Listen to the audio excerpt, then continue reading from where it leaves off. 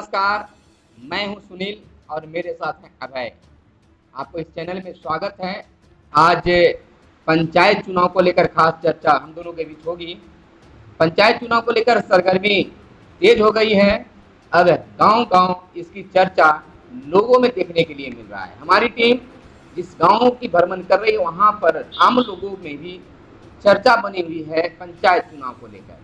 लेकिन मतदाताओं के साथ साथ उम्मीदवारों में भी कई चर्चा है। आखिर इस बार का चुनाव 4 ईवीएम मशीन के साथ कैसे होगा और उस पर भी 2 बैलेट पेपर से चुनाव करना है।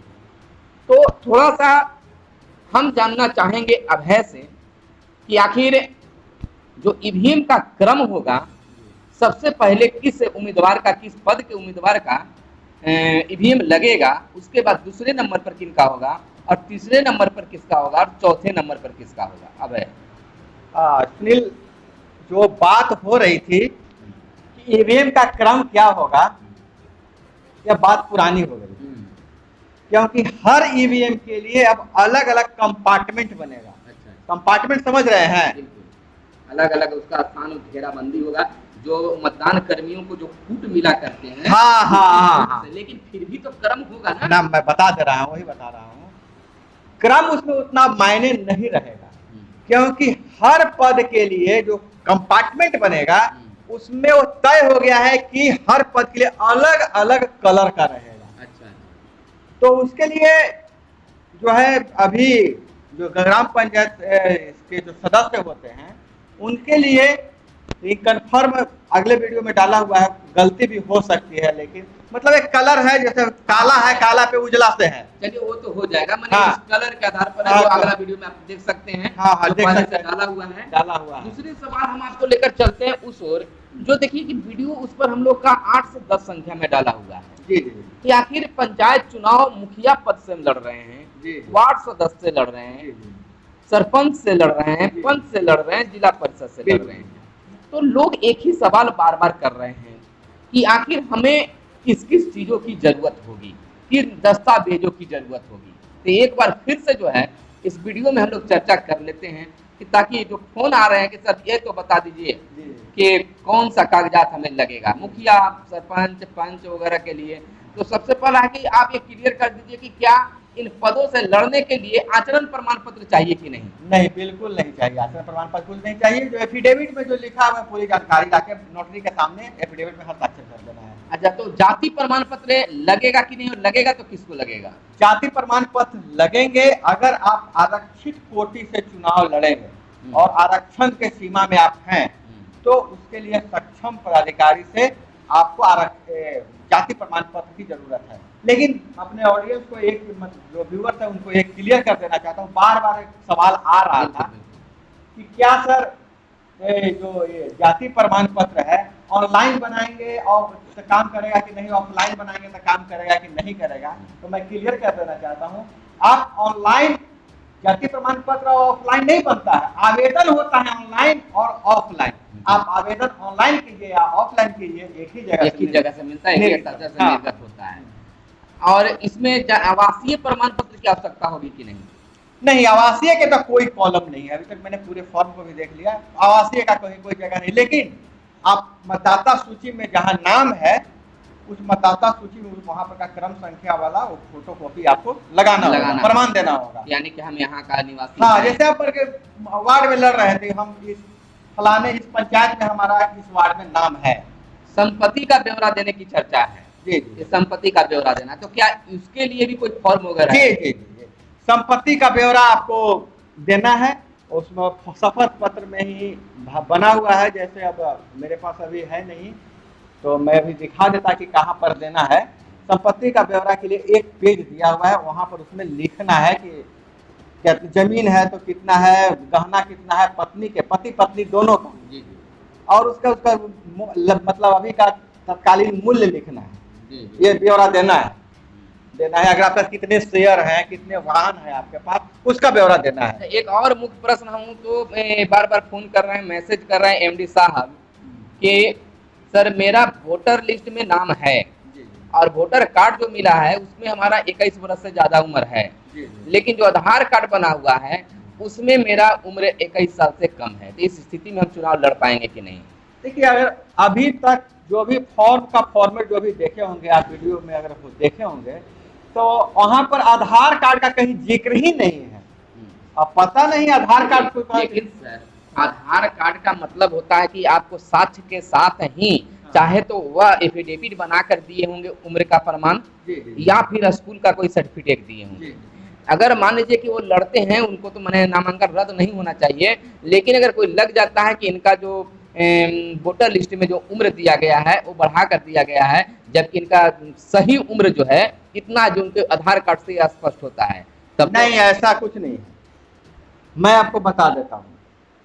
प्रथम दृष्टया राज्य निर्वाचन आयोग जो मतदाता सूची में वोटर लिस्ट में जो उम्र है उसी को सही मानता है। अगर वोटर लिस्ट में आपकी उम्र गलत है, हम अगर दावा करते हैं कि मेरी उम्र गलत है वोटर लिस्ट में, तो फिर हम एक सक्षम एकेडमिक सर्टिफिकेट या कुछ, आधार कार्ड मान्य नहीं है, उम्र नहीं करता है, एकेडमिक सर्टिफिकेट हम देंगे कि मेरी उम्र यह है, एक शपथ पत्र देंगे, तब वह माना जाएगा। एक जीते हुए मुखिया है चंपारण से, जी जी, वो कहते हैं कि हम जीते हुए हैं और फिर से महिला सीट है वहाँ, और फिर से हमारी पत्नी लड़ रही है, और हमने कई वादा किए थे, शायद वो 16 वादा किए थे, और 16 वादा करने से बाद में वह 15 वादा को वह पूरा कर चुके, और 16वां वादा जब पूरा करने लगे 24 अगस्त को अधिसूचना जारी हुआ करीब 3 बजे, और उन्होंने 16वां वादा जो था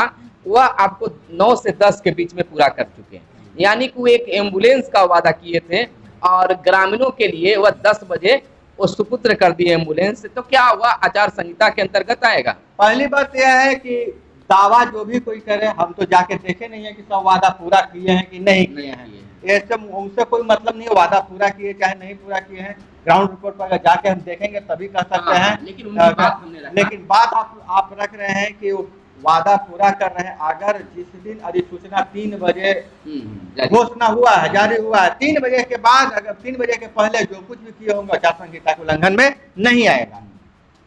अब एक और सवाल है सर कि सर मुझे आपसे उम्मीद है कि आप मुझे जानकारी बस देंगे, केयर इंडिया जो एनजीओ के तहत कार्यरत हैं, और क्या वो चुनाव लड़ सकते हैं?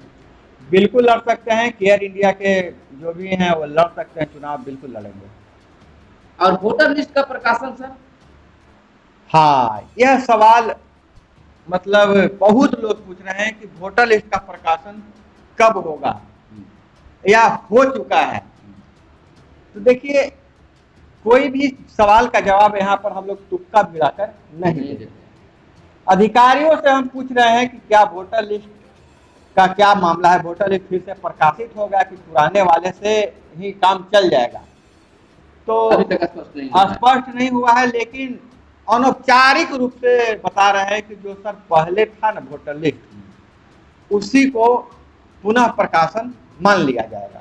निश्चित तौर पर उसी को मान लिया जाएगा। नहीं प्रकाशित होता है तो, नहीं प्रकाशित होता है तो, अगर नया प्रकाशित होगा तो उसका मान होगा, उसका मान्य होगा। कन्फर्म हमारे व्यूअर्स जान ले कि अगर वोटर लिस्ट का नया प्रकाशन होता है तो बिल्कुल नए वाले मान्य होंगे, अगर नहीं प्रकाशन होता है तो इससे पहले जो प्रकाशित हुआ है, जो पहला हुआ, उसी को मान लिया जाएगा। हाँ, उसका पुनः प्रकाशन मान लिया जाएगा, मैंने मुख्य रूप से उसी को कर लिया जाएगा। यहाँ पर अगर मान लीजिए कि आरक्षण की बात है, तो क्या इसमें आरक्षण वगैरह भी बदला कि पहले पंचायत में महिला आरक्षित सीट था, इस बार चेंज वगैरह भी क्या हुआ है?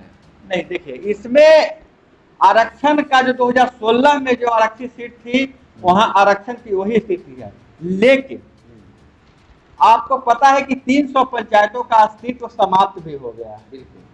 उसके बाद कुछ जो इलाके हैं, नए पंचायत का गठन नया हो गया है, मतलब गांव वही है, लेकिन जो पंचायत का जो नामकरण होता है, जहां जिस गांव में का सबसे ज्यादा वोटर रहता है ना, उसी गांव के नाम से पंचायत मुख्यालय हो जाता है, राजस्व ग्राम का।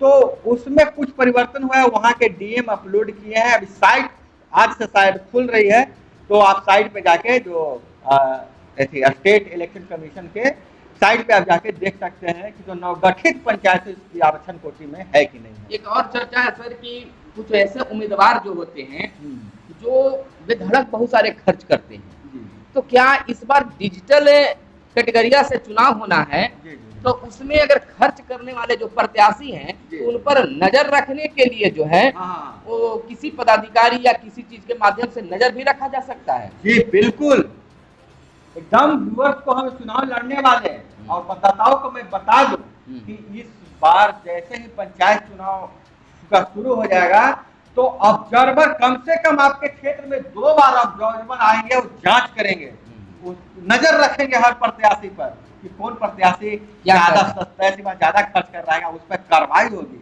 अच्छा, इस बार जो है ऑब्जर्वर आएंगे ना सर तो पता भी नहीं चलेगा कि कौन ऑब्जर्वर हो सकता है किसी भेष में। अच्छा, ये चलते चलते आपसे सवाल है कि क्या पंचायत में जो चुनाव होंगे उस चुनाव में फर्जी मतदाता को रोकने के लिए इस बार जो डिजिटल मोड में चुनाव हो रहे हैं तो उसके लिए कोई खास व्यवस्था? हाँ, वही तो मैं बता देना चाहता हूँ कि देखिए, जब तक कोई चिट्ठी नहीं आ जाए तो नहीं माना, लेकिन 100% माना जा रहा है कि इस बार थंब इम्प्रेशन का बायोमेट्रिक लगेगा। थंब इम्प्रेशन तो ये मैं बता देना चाहता हूँ कि बायोमेट्रिक मशीन के लिए जो पंचायती राज विभाग जो है या फिर राज्य निर्वाचन आयोग के द्वारा वीडियो जारी किया गया है, और उस बारे वीडियो में भी बताया गया है कि अलग अलग अपार्टमेंट आप जो बताएं उस तरह से दिखाया गया है, लोग जा रहे हैं वोट देने के लिए और थंब लगा रहे हैं, जिससे मैचिंग हो रहा है कि आखिर वह सही है कि नहीं है। तो इसका मतलब है कि बिल्कुल फर्जी मतदाताओं पर इस समय अंकुश लगेगा इस बार। आप यह जान लीजिए कि जो थंब इम्प्रेशन वाला जो है, ये आप ये नहीं समझिए आधार कार्ड से मैच नहीं कर रहा है। आप अंगूठा लगा के गए, वोट दे दिए, उसके बाद आप कहिए कि दोबारा चल जाए, तो जैसे दोबारा अंगूठा लगाइएगा तो वहीं पर बता देगा। यह चीज है कि एक मतदाता दोबारा मत नहीं दे, ये नहीं कि मतलब सर्वर से आधार कार्ड से नहीं जुड़ा हुआ है। जैसे होता था कि हम कई जगह से नाम जुड़ा लिए हैं, पंचायत में 2-3 जगह से हमारा 2 वार्ड से जुड़ा हुआ है, तो हर वार्ड में जाके दे दें। नहीं, वही तो लग जाएगा, वही लग जाएगा, बता देगा। एक बार आप दे दिए तो आपका वो वोट पड़ गया, पकड़ा गए तो कार्रवाई। देखिए, पकड़ा जाने के बाद आपको हटा दिया जाएगा और क्या होगा, जबरदस्ती बूथ पर लफड़ा कीजिएगा तो चल जाइएगा।